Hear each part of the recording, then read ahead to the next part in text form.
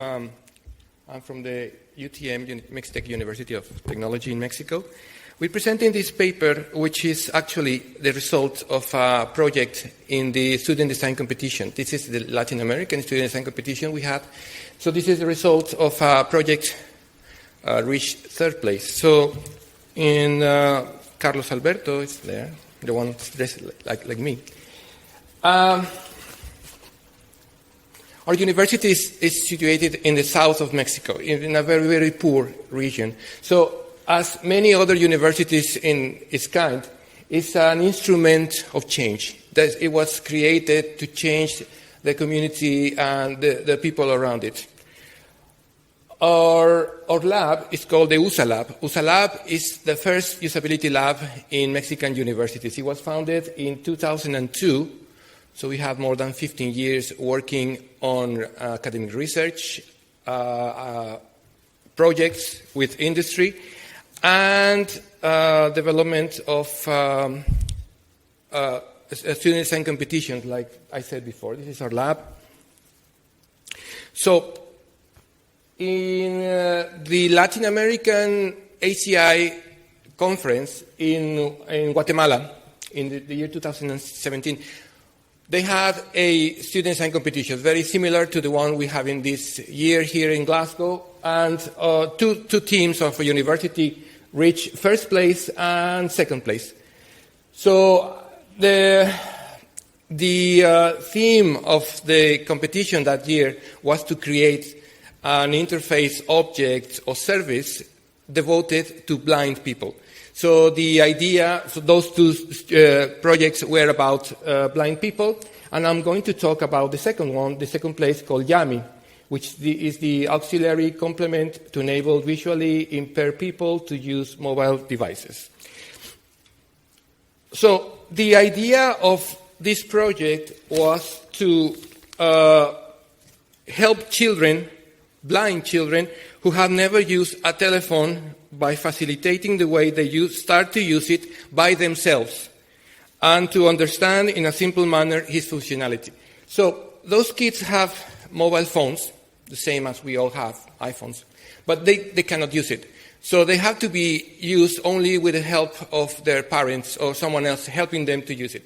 So the idea of this project is to create a device to help them use it by themselves, to learn to use the mobile on the first time by themselves. That was the idea of this project.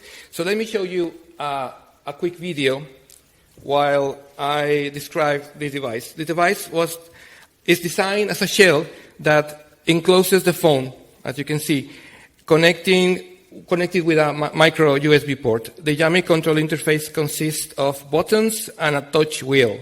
5 buttons are integrated into the wheel and 5 more are outside of it. This could be, as you can see, they have an embossed symbol, which is a braille letter depicting the use of the device. Also, it has different shades of light for those people with limited sight. And the users can navigate then the mobile phone applications by the finger over the wheel. So that was the idea of this project. But one important part of the project was to test this idea with blind children. I'm very proud to say that this project was created by our students, which are all undergraduate students from our university, really brilliant students. And Carlos, there, was his advisor. They used the extended design, center design, which includes another phase, which is the understand phase. This is a new way to include, because you have to understand very clearly the importance of the community and the people with disabilities in our community. This project was developed in Oaxaca, in the south of Mexico. So they did a research in which they talked with organizations about the limitations, about the people, about what they are looking for using a mobile phone. Also, they did a study, a very large study, in which they had semi-structured interviews with users. You can see the students were talking to children, blind children, with their needs about the using of technology. Those people, as I said, they have technology in their lives. They have remote controls for televisions. They have the use of mobile phones with the help of an adult.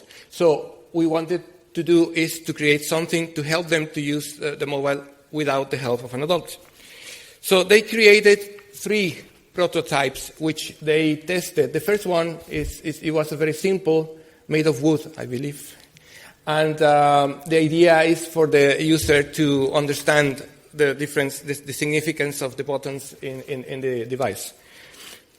The second one, it was a larger device in which encloses the mobile phone. As you can see, the mobile phone is into this device, and then the buttons. I think they did the testing of the buttons, and then they created the final version, which is a smaller, more easier version to use.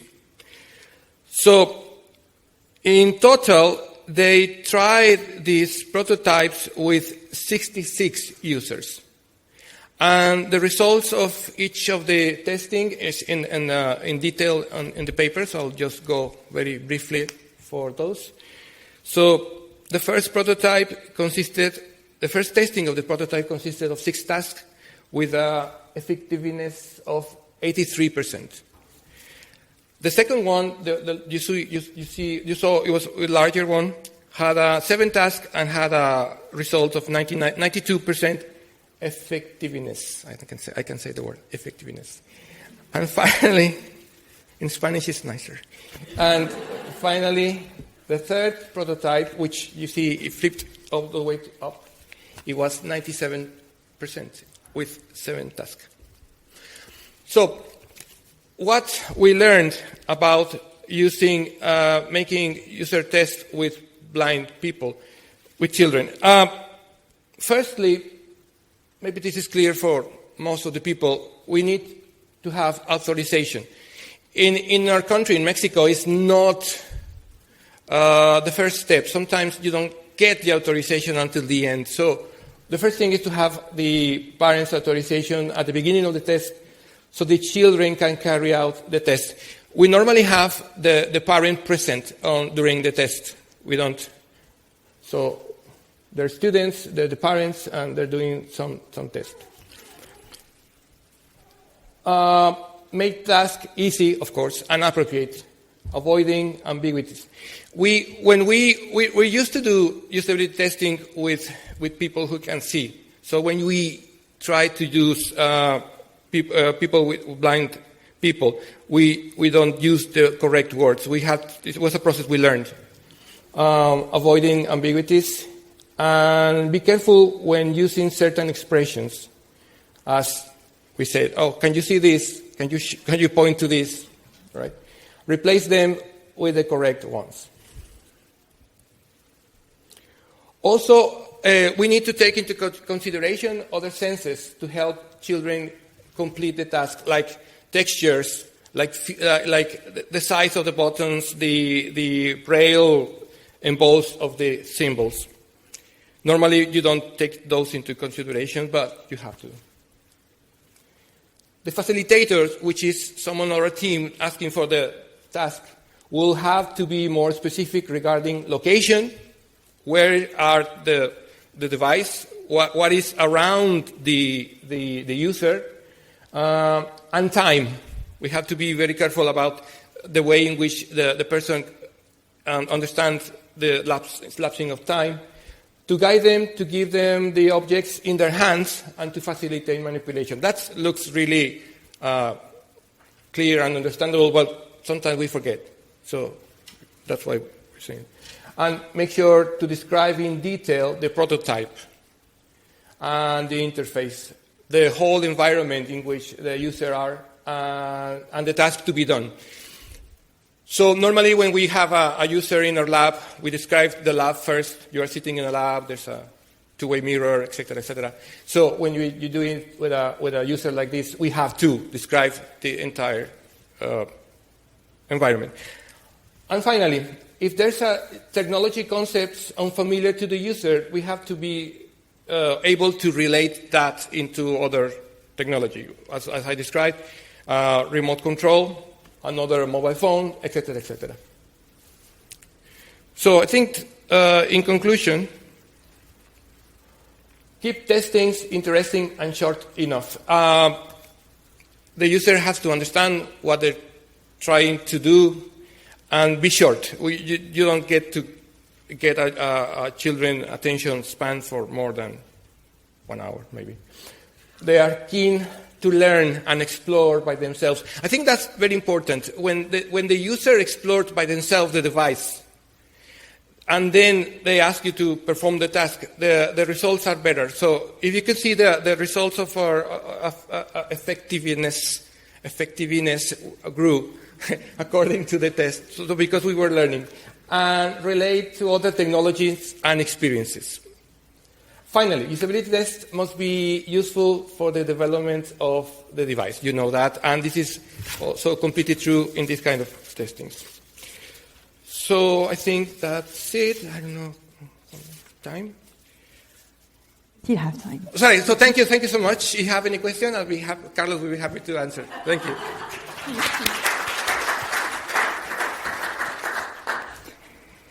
All right, so time for questions. Oh, we have lots of them. It's good that we have a bit more time. Sorry, like you were not the first.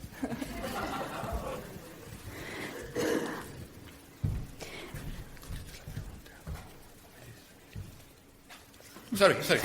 We were.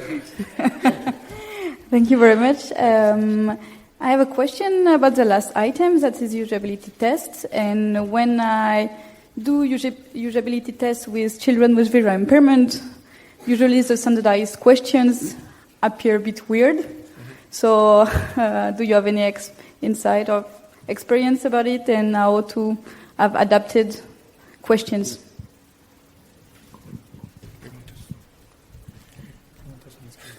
This is not a competition. Those sound look like a competition, but it's when you have usability testing with children, you have to have at least a script. We usually have a script, and then when you start working with children, that script may go some way differently for each user. But we have to have the same questions and the same task in order to have the complete series of results. So, in short, we have a script, we try to follow the script, and then we can fill some other questions we may find interesting at the moment with the user for the prototype. That was your question? Also, thank you. Thank you so much. Thank you. It was very interesting. A few questions. One, are you going to make this open source?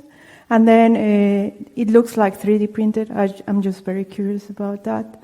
And also, are you going to extend it in other areas in Oaxaca? Because in your photographs, I see that these are not the poorest areas, and there are more like in the coast. I don't know if you have been to this center, Piña Palmera, that gives assisted technology to very poor populations. So I'm very curious about that.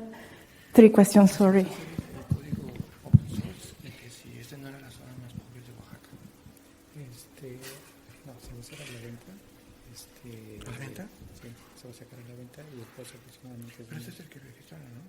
Okay, sorry.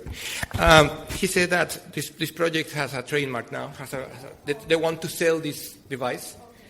And regarding to the question about the poorest areas, those are made in Oaxaca, in the city of Oaxaca, the capital city. So if you see, there's not really the poorest areas of, like the one you mentioned. So you have a plan to go to the poorest areas afterwards? Because it's very much so. All right.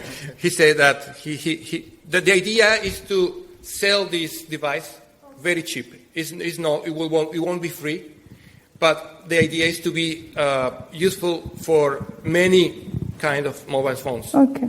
So they held now the copyright, so they're trying to find a way to produce this product and to try further before it reached the market. 3D printed? Sorry? Is it 3D printed, or what, how do you make it? Those devices that were printed, but 3D the printed. final one, I'm not sure. Yeah? Okay. Not yet. So you're saying which price? I don't know. Ask him. Ask him later at the coffee break. I don't. You don't want to tell publicly? Yeah, see. No? No, I don't. It's his project. I don't You know the price? Sorry? You know the price at all? The price? Yes. No. No? You do? How much? He knows. $40. Okay, thank you. $40 US. Sorry. Hello, Rolf Black, University of Dundee. Thank you very much for the talk. I loved the prototypes and everything. I was just wondering, have you compared that to the interfaces for blind users on phones themselves? Because mobile phones these days cater quite well for blind users. Mm-hmm, mm-hmm. So why going the extra mile to design a new interface? How did that work for the children using the phones with what's built in the operating system? Okay, that I know. I believe they, I don't know, because I saw that. They believe that they did a comparison first at the very beginning of what it was on accessibility on mobile phones. But if you see, this has to do with voice, and this is about using their hands. So because of the competition was supposed to be like that, they didn't. But they started with a comparing study. It's Thank not you. here, but I think it's in the paper. Thanks. So just one more question. Hi, Guarinex Alive from Minnesota State University. My question is regarding more the usability test. You talked about effectiveness.